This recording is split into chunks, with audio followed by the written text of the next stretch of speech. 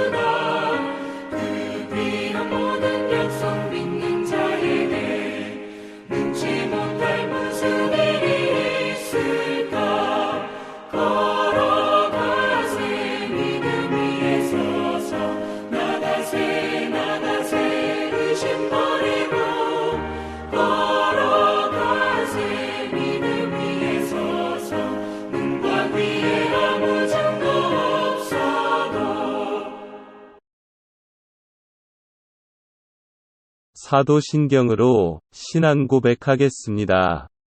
전능하사 천지를 만드신 하나님 아버지를 내가 믿사오며 그 외아들 우리 주 예수 그리스도를 믿사오니 이는 성령으로 잉태하사 동정녀 마리아에게 나시고 본디오 빌라도에게 고난을 받으사 십자가에 못 박혀 죽으시고 장사한 지 사흘 만에 죽은 자 가운데서 다시 살아나시며 하늘에 오르사 전능하신 하나님 우편에 앉아 계시다가 저리로서 산자와 죽은 자를 심판하러 오시리라. 성령을 믿사오며 거룩한 공예와 성도가 서로 교통하는 것과 죄를 사하여 주시는 것과 몸이 다시 사는 것과 영원히 사는 것을 믿사옵나이다.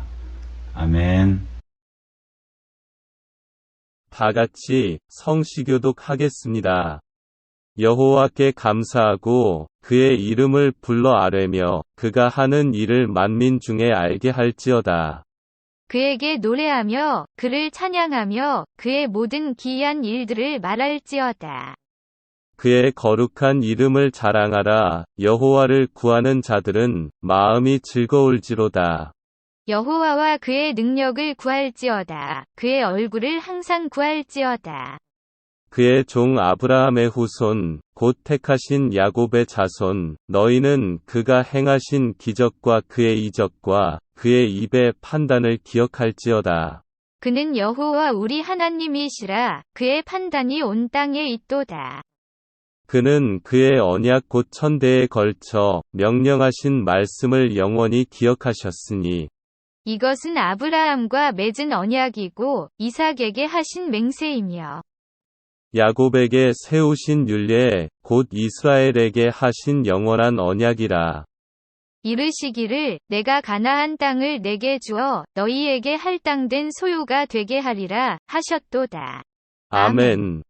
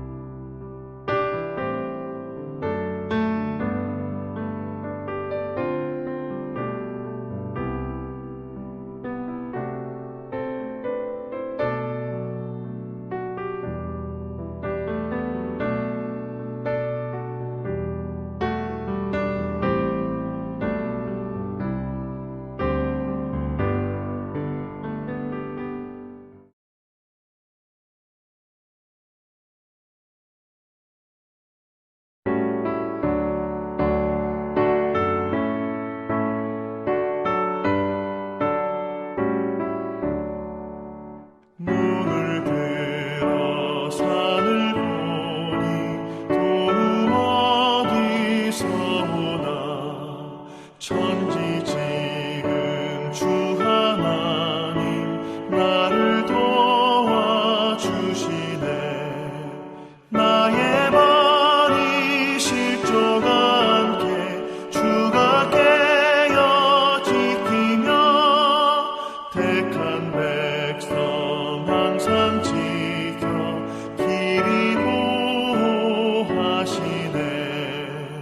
도우시는 하나님이 내게 그늘 되시니 낮의 해와 밤의 달이 너를 삼지 않겠네. 내게 화를 주지 않고 오늘 보호하시며 너의 주의 지금부터 영영 인도하시니.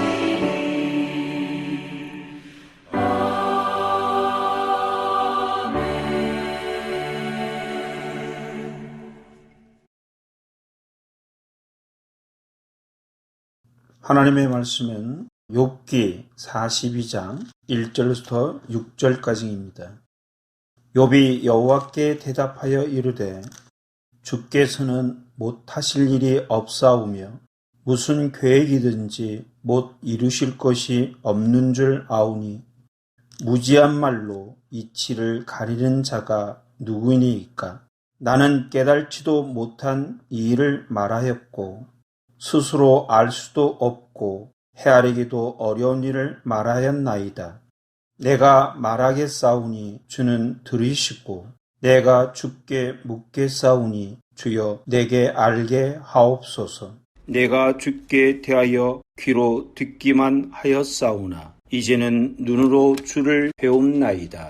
그러므로 내가 스스로 거두어 드리고 티끌과 제 가운데서 회개하나이다. 아멘.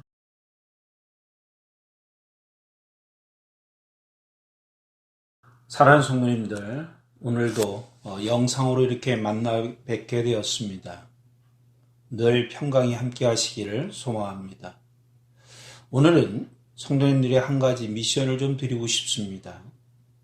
모두가 잘 계신 건 알고 있지만 예배 후에 가족이나 개인 사진을 좀 올려주시면 우리 모두가 사진으로 좀 안부를 묻는 것으로 또 반갑게 만나는 일로 이렇게 규정하도록 하겠습니다.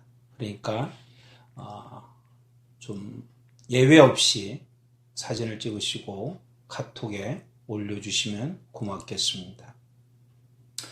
오늘 본문은 욥기 42장 1절서 6절의 말씀입니다. 우리는 지난주에 1장과 2장의 중심으로 하나님의 말씀을 보았습니다. 1장과 2장을 보던 이 내용을 우리가 42장으로 훌쩍 이렇게 넘어가 버리면 그 사이에 3장과 41장까지의 내용을 우리가 보지 아니하고 건너뛰므로 인해서 42장을만 놓고 쉽게 결론을 내린다는 것은 조금 위험한 요소가 있지 않겠나라는 생각을 가집니다. 과정을 무시하고 우리가 쉽게 결론을 내린다 보면 잘못된 결론에 도달할 수도 있고 또 눈에 보이는 것으로 직시하다 보면 오해도 살 수 있기 때문에 우리가 3장부터 41장까지의 내용을 보지 아니하고 42장으로 건너뛰어서 한마디로 정리하기는 조금 위험한 요소가 있을 것 같아서 많은 이야기보다는 꼭 알아야 될 한 가지만 이 본문을 통하여 우리가 좀 찾아보기를 소망합니다. 먼저 우리는 이 42장을 가기 전에 정리해야 될 부분이 하나 있는데 그것이 뭐냐면 산송 여러분, 욥이 겪었던 고난을 한번 정리해 보십시오. 크게 세 가지로 우리가 정리할 수 있는데 하나는 욥이 자녀들을 잃어버렸다는 것입니다. 두 번째는 모든 재산을 잃어버린 것입니다. 그리고 세 번째는 자신의 몸에 종기가 나서 머리서부터 발끝까지 정상적인 생활을 할 수 없었다는 이야기입니다.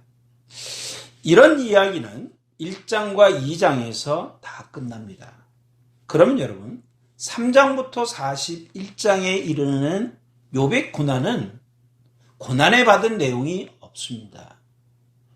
그건 무슨 말이냐면 이미 욥이 당한 모든 고난은 1장과 2장에서 다 정리가 됐습니다. 그러니까 3장부터 41장까지의 내용은 욥이 어떤 고난을 새롭게 겪었다는 이야기가 아니라 이미 겪었던 그 고난에 대한 후유증을 이야기하는 것입니다. 왜 이 말이 중요하냐면 우리가 욥기의 마지막 정리된 결론에 있어서 욥이 그의 결론을 도달할 때에 우리가 좀 주시하게 하는 중요한 내용이 있기 때문에 이 말을 먼저 하는 것입니다. 여러분, 사람이 이런 고난을 당할 때는 우리가 그 겪는 그 순간에는 실질적으로 잘 모릅니다. 얼떨결에 순간적으로 겪게 되는 일들입니다. 한 1년 반 됐나요, 여러분? 저도 갑작스럽게 일들이 몰려지는 고난을 경험해 봤습니다. 아내가 암에 걸려 수술을 하고 항암 치료를 시작할 때에 그 시점에 어머님이 소천하셨습니다. 또 동시에 저희 몸 상태가 너무 안 좋았습니다. 디스크가 재발되어서 이틀 만에 제가 시술을 2번 했습니다. 그럼에도 불구하고 몸이 회복되지 않냐고 여전히 그 아픔 속에서 지내야 될 때 나의 마음에는 이 한마디로 말하면 그냥 당하는 것입니다. 겪는 것입니다. 뭘 어떻게 정리하고 뭘 생각할 여유가 없었습니다. 욥도 똑같습니다. 문제는 언제냐면 이 일이 좀 지나고 난 다음에 그에게 찾아오는 마음에서 일어나는 예상하지 못했던 고난에 겪는 일들이 있습니다. 그것은 우리가 욥이 겪을 때는 이렇게 얘기했습니다. 입술로도 하나님을 부인하지 않았고 범죄하지 않았다라고. 주신 이가 하나님이고 취하신 이도 하나님이라고. 그녀의 신앙에는 전혀 흔들림이 없는 것처럼 보였습니다. 근데 여러분 3장에 가보면 내용이 갑자기 반전합니다. 근데 3장을 보기 전에 2장 11절부터 13절의 내용을 보면 욥의 친구들이 방문하여 욥과 함께 7일간 그냥 침묵 속에서 욥을 바라봤다라고 기록되어 있습니다. 이 내용을 우리가 근거로 한다면 우리는 어떤 일을 당할 때에는 순간적으로 겪기 때문에 그 상황 속에서 뭘 느끼고 뭘 깨닫고 이런 상황이 없습니다. 그냥 일방적으로 당하는 것입니다. 그러나 그 일이 어느 정도 지나가고 마무리가 되었을 때 우리에게 밀려오는 새로운 고통이 있습니다. 그것이 더 무서운 것입니다. 여러분, 우리가 겪고 난 다음에 찾아오는 이 고난의 후유증을 생각해 보십시오. 왜 내가 이 일을 겪어야 되는가라는 시작부터 우리 안에 끊임없이 일어나는 수없는 생각들, 우리를 방황케 하고 우리의 인생을 낙담시키는 그 상상할 수 없는 생각들이 우리를 더 심하게 만들 때가 있습니다. 한 걸음 더 나아가 이웃들을 보십시오. 이웃들이 나에게 이 겪고 있는 것을 어떻게 말하고 있는가? 그들의 평가, 그들의 바라보는 시선, 그들이 말하고 있는 오해된 말들, 더 나아가 비난의 내용들, 뭔가 가르치려고 하는 위로들, 위로 같지만 나에게 책망하는 듯한 말들, 격려하는 것 같지만 뭔가 충고가 있는 이야기들, 빨리 뭔가를 돌이키라고 내게 재촉하는 이 말들, 이웃들을 통하여 겪는 고난도 우리는 만만치 않습니다. 한 걸음 더 나가 볼까요? 우리는 신앙을 갖고 있기 때문에 이 고난의 문제를 하나님과 떨어져서 이야기할 수가 없습니다. 하나님의 침묵이 무서운 것입니다. 왜 하나님은 이 고난에 관하여 나에게 말씀하지 않으실까? 하나님은 도대체 무엇을 하고 계신가? 하나님은 왜 이것에 대한 설명이 없을까? 하나님은 나를 지키지 않는가? 하나님은 나를 왜 보호하지 않는가? 이런 것이 훨씬 더 두려운 것입니다.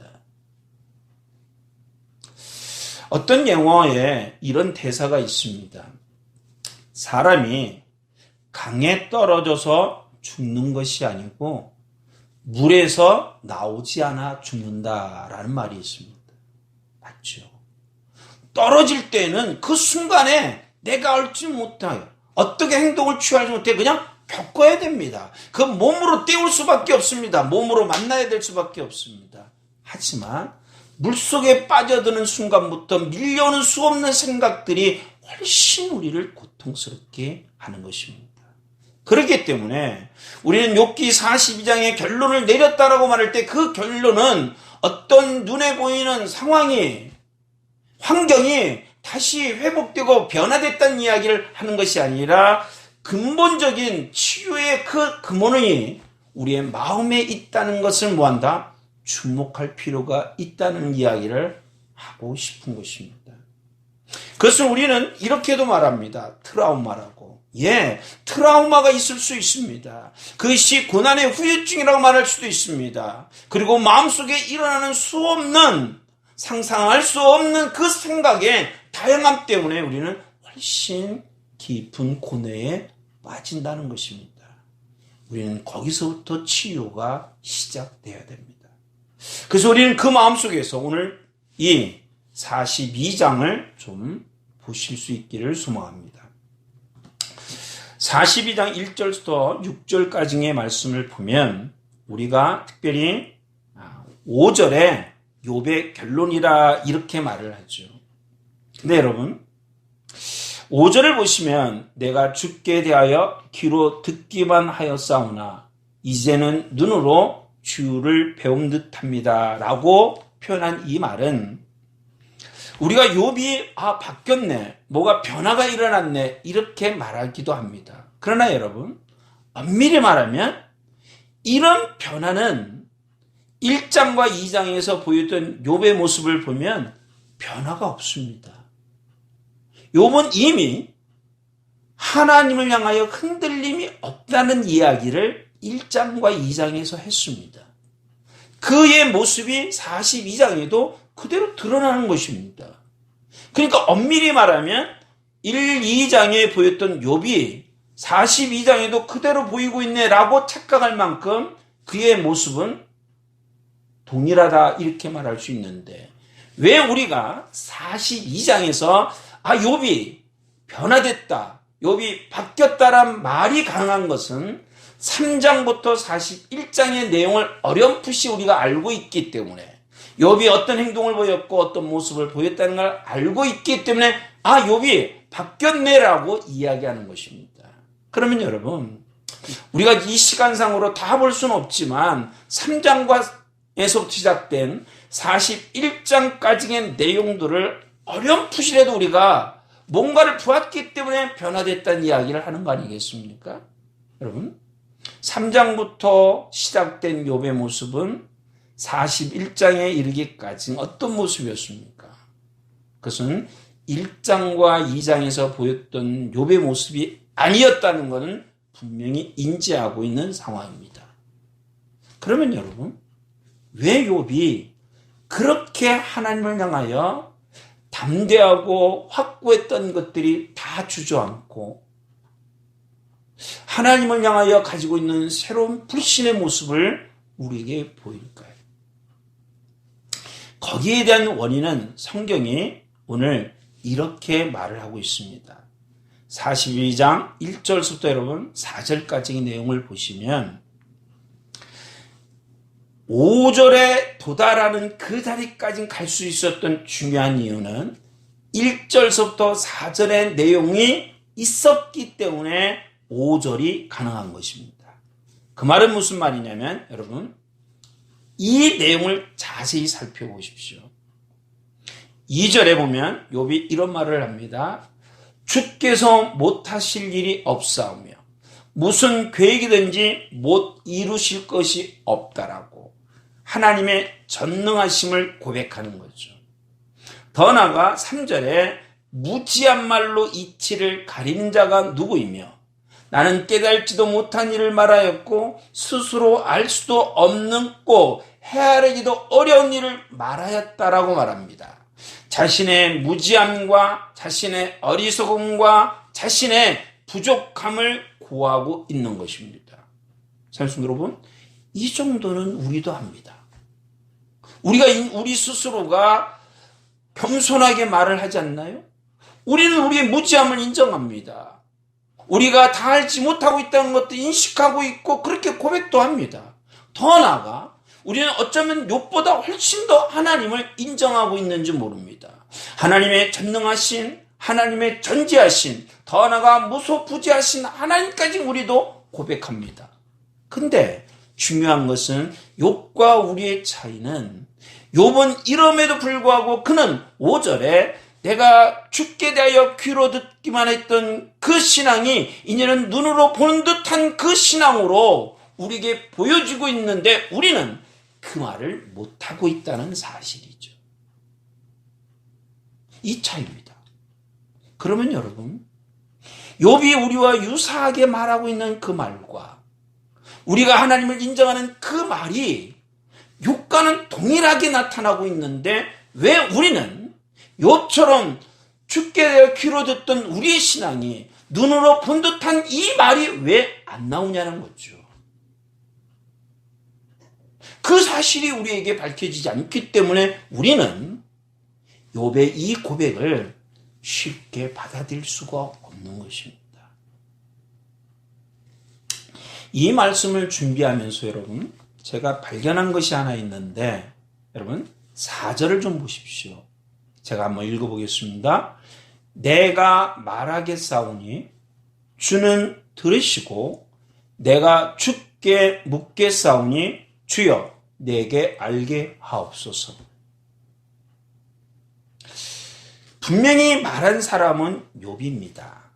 그리고 문장을 보면 주께서 말한 이 욥의 말을 듣고 또 욥이 주께 묻고 그리고 대답할 리가 주님인 것처럼 말하지만 많은 성경이 있는데 그 성경에는 딱 두 가지로 나눠지고 있다는 사실을 우리가 좀 기억할 필요가 있습니다. 무슨 얘기냐면 여러분, 개역 개정판과 그리고 우리말 성경과 그 NIV와 몇 권의 책들은 욥이 말하고 욥이 질문하고 하나님이 듣고 하나님이 말하는 것으로 4절을 기록하고 있습니다. 그러나 공동 번역과 표준 번역과 현대인의 성경과 다른 성경을 보면 이렇게 말합니다. 하나님께서 말하시고 하나님께서 질문하시고 욥이 듣고 욥이 말하는 것으로. 똑같은 성경인데 다릅니다. 이건 뭘 얘기하는 걸까요, 여러분? 번역상의 문제일까요? 해석상의 문제일까요?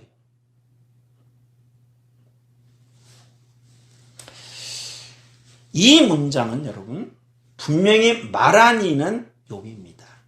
근데 말한 이가 욥이기 때문에 내가 계속 말하고 하나님이 듣고 하나님이 대답하라는 이야기가 아니라 이렇게 고백하는 것입니다. 이제는 하나님, 내가 지금 내 입술을 통해 말하지만 이제 말씀하신 이는 하나님이시고 그 하나님에게 내가 대답하겠습니다라는 이야기입니다. 정리하면 이렇게 바뀌는 겁니다. 내가 지금까지는 주님에게 말을 했고 지금까지 내가 주님에게 지시했고 지금까지 내가 주님에게 마치 명령을 내린다의 삶이었지만 이제는 바뀌는 것입니다. 내가 주인이 아니라 하나님이 주인이 되시는 겁니다. 그거를 욥이 뭐합니까? 알았다는 것입니다. 욥에게 찾아온 변화는 그 변화입니다.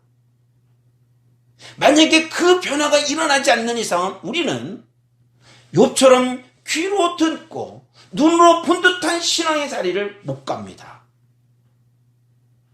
우리는 압니다. 하나님이 전능하시고 하나님이 전지하시고 하나님은 위대하시고 우리는 무지하고 우리는 부족하고 우리는 아는 바가 적다라고. 그러나 욥과 같은 고백이 안 나오는 것은 주인이 바뀌지 않은 것입니다. 여전히 내가 말을 하고 여전히 내가 뭐합니까? 명령하고 여전히 내가 주님에게 지시하는 사람이 되었기 때문에 우리는 그 알미 도리어 우리에게 화를 끼치는 안타까움이 일어나는 것입니다. 그렇다면 여러분, 이제 주인이 바뀌었습니다. 그러면 여러분, 5절에서 내용이 바뀔 수밖에 없죠. 이제는 주인이 말씀하십니다. 그러면 욥이 듣는 거죠. 주인이 보여줍니다. 욥은 보는 사람이 되는 것입니다. 자, 5절을 다시 한번 보실래요, 여러분? 주께 대하여 귀로 듣기만 하였사오니 이제는 눈으로 주를 배움나이다. 이 말을 하는 욥의 상황은 바뀐 것이 하나도 없습니다. 어떤 상황이 호전된 것도 없습니다. 내가 이렇게 변화를 시켜줄 거야 라는 하나님의 약속도 없습니다. 그런데도 불구하고 욥은 이미 상황이 똑같은데도 불구하고 그의 표현이 달라졌습니다. 무슨 차이일까요, 여러분? 우리가 좀 오해하는 것 중에 하나가 뭐냐면 귀로 듣기만 하고 눈으로 본 듯한 이 말씀에 귀로 보는 건 좀 안 좋은 신앙? 눈으로 보는 듯하는 것은 좋은 신앙? 아닙니다. 여러분, 우리의 신앙의 출발을 잘 보면 귀로 듣는 거로 시작됩니다. 이 성경의 예는 많습니다. 여러분, 담의 세계에서 변화됐던 사울을 보십시오. 귀로 들어서 변화되기 시작했습니다. 라합이 하나님의 역사를 소문을 듣고 그의 신앙에 변화가 일어났습니다. 복음서에서 많은 환자들이 예수님을 찾아올 때 보고 왔습니까? 아닙니다. 소문을 듣고 왔습니다.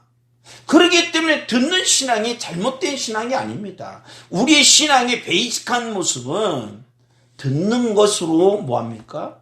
일관하고 듣는 것이 필요하고 듣는 것이 우리에겐 있어야 되는 게 맞습니다. 그것이 잘못됐다고 얘기하면 우리는 자꾸만 눈에 보이는 것에만 연연하다 보면 자꾸만 붕 뜬 신앙의 모습이 될 수밖에 없습니다. 그렇다면 여러분, 눈으로 본 듯한 이 신앙의 모습이 뭐냐? 이 궁금함이 우리에게 있죠. 자, 예를 조금만 들어보겠습니다. 여러분, 감난산에서 기도하시는 예수님이 이렇게 기도합니다. 마지막 기도인데 할 수만 있으면 이 잔을 물려달라고. 근데 끝부분에 가서 주님이 이렇게 바뀝니다. 내 원함이 아니고 하나님의 원함으로. 내 뜻이 아니고 하나님의 뜻으로. 뭐의 변화일까요, 여러분? 이것은 주님의 포기일까요? 체념일까요? 아니면 손을 놓고 될 대로 되라는 이야기일까요? 아닙니다. 그의 마음이 바뀌는 것입니다. 도망가는 야곱에게 하나님이 이런 약속을 하십니다. 내가 너와 함께하며 네가 어디로 가든지 내가 지키고 너를 보호하겠다고.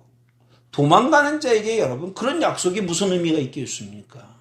차라리 그 자리에서 손에 뭔가를 주어지는 게 낫지 않겠습니까? 네 미래가 이렇게 될 것이야 하고 보여지는 것이 맞지 않겠습니까? 근데도 불구하고 하나님은 주어지는 것도 없고 눈에 보이는 바뀜도 없었습니다. 근데 약속은 주셨습니다. 무엇을 의미할까요? 여러분, 그 약속이 야곱의 마음에 어떻게 자리 잡느냐가 달라지는 것입니다.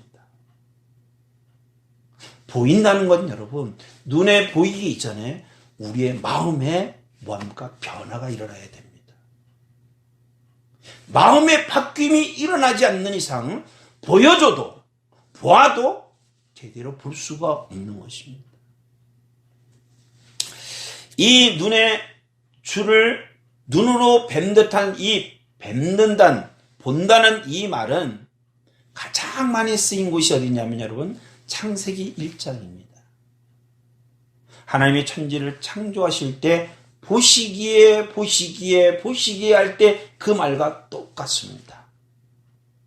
그러니까 이 본다는 말은 지금 이 욥이 이미 마음으로 하나님의 보심이 그 안에 자리 잡기 시작했다는 것입니다. 하나님의 보심이 내가 보는 것과 동일해졌다는 것입니다. 어디서부터요? 마음에서부터. 그때에 내 눈에 보이는 모든 만상에 하나님의 일하심이, 하나님의 열심이, 하나님의 수고하심이 보이기 시작하는 것입니다. 우리의 마음에 보임이 없는 이상 보여줘도 나타내도 볼 수가 없습니다. 그러므로 눈으로 뵌다는 이 뱀은 내 눈으로 직접 보기 전에 우리의 마음의 눈으로 이미 볼 수 있는 상태가 일어나야지만 우리의 눈에 보일 때에 그 보이심이 정확하게, 선명하게, 뚜렷하게 보이기 시작하는 것입니다. 그렇다면 여러분, 하나님의 보이심은 우리 안에 그분의 빛이 존재할 때, 이 고난을 통하여 수없이 우리 안에 일어났던 그 많은 찌꺼기들이, 어둠들이, 우리를 눌렀던, 우리를 깜깜하게 만들었던 그 많은 생각들이 뭐합니까? 빛에 의하여 물러가고 하나님의 광명한 빛이 우리에게 자리 잡기 시작할 때 우리의 마음으로부터 일어나는 새로운 소망들이 뭐합니까? 보여지기 시작하는 거죠. 우리는 그 상황을 이렇게 설명합니다. 아, 평안이 있다. 안심함이 우리에게 있다. 소망이 간직되어진다. 그러나 그 소망은 절대로 내 소망이 아니라 하나님의 소망이고, 내 원함이 아니라 하나님의 원하심이고, 내 좋음이 아니라 하나님의 좋으심으로 나타내는 것입니다. 그래서 이제는 우리 눈에 뭐가 보입니까? 하나님의 일하심이 보이기 시작하는 겁니다. 그래서 이 보인다는 말은 단순하게 한순간에 보여주는 것으로 끝나는 것이 아니라 그 말은 현재형을 뛰어넘어 미래 완료형이 되는 것입니다. 시간이 지남에 따라 더 선명해지고, 시간이 지남에 따라 완성에 가까운 모습으로 되어지기에 우리의 발걸음은 더 가볍게 나아갈 수 있는 길이 되어지는 것입니다. 그러므로 눈으로 주를 배운다는 이 말은 어디서부터 시작한다고요? 우리의 마음에부터 시작되는 것입니다. 한 걸음 더 나아보겠습니다. 여러분 6절을 좀 보시면 욥이 이런 말을 합니다. 그러므로 내가 스스로 거두어 드리고, 뭘 거둘까요 여러분? 자기 주장, 자기 원함, 자기가 입으로 뱉었던, 그리고 자기 스스로가 담았던 모든 것들을 모아 어디로 갑니까? 여러분, 티끌과 재 가운데 앉는다 그랬습니다. 2장 8절을 여러분 보시면 욥은 원래부터 재 위에 앉아 있었습니다. 근데 2장 8절에 재 앉았던 욥은 회개하지 않았습니다. 원망했고 비난했고 불신에 가득 찬 모습만 보였습니다. 그러던 욥이 지금은 똑같은 자리에 있는데 회개한다고 말합니다. 여러분, 욥은 앉아 있었지만 실질적으로 행동으로 죄진 건 없습니다. 그러나 그의 마음속에 하나님을 불신하고 하나님이 보여주는 것들을 거절하고 내가 보기를 원했던 것들이 나타나지 않고 원망했던 그 모습들을 회개하는 것입니다. 그러므로 여러분, 죄는 행동한 것을 회개하는 것이 아니라 마음에 품은 것도 회개하는 그런 놀라운 신앙의 자리까지 가는 게 뭐합니까? 우리의 변화인 것입니다. 그래서 성경은 요한복음 16장 9절에 이렇게 말합니다. 죄에 대하여 함은 하나님을 믿지 않는 것이라고. 물론 그 말은 믿지 않기 때문에 구원의 역사가 없는 것도 되지만 하나님의 일하심을 믿지 못하기 때문에 그분을 따라가지 못하는 것도 포함되어 있는 것입니다. 씨 뿌리는 비유를 보면 마태와 마감에 약간의 차이가 있습니다. 마태는 결실이 160, 30으로 떨어집니다. 근데 마가는 30, 60, 100으로 올라갑니다. 무슨 차이일까요, 여러분? 물론 숫자적으로 여러분, 앞에서 결실을 얘기하고 줄어든다. 모든 이야기가 포함할 수 있지만 저희 개인적인 생각은 이렇습니다. 여러분, 하나님이 씨를 뿌릴 땐 100의 열매가 분명히 있는 건 사실입니다. 근데 여러분, 때로는 우리들은 30만 얻어도 만족해야 합니다. 70은 어디 갔습니까? 그 부분을 우리는 뭐합니까? 회개하지 않습니다. 하나님의 풍성함이 분명히 있는데도 불구하고 제로에서 우리가 30만 원도 만족하고 살아가는 모습이 우리에게 가운데 있습니다. 아닙니다. 하나님은 우리에게 100을 주시기를 원하시는 것입니다. 여기까지 갈 수 있을까요, 여러분? 아마도 간다는 것은 눈에 보이는 신앙을 간직했기 때문에 거기까지 갈 수 있는 놀라운 신앙의 길이 되지 않겠습니까?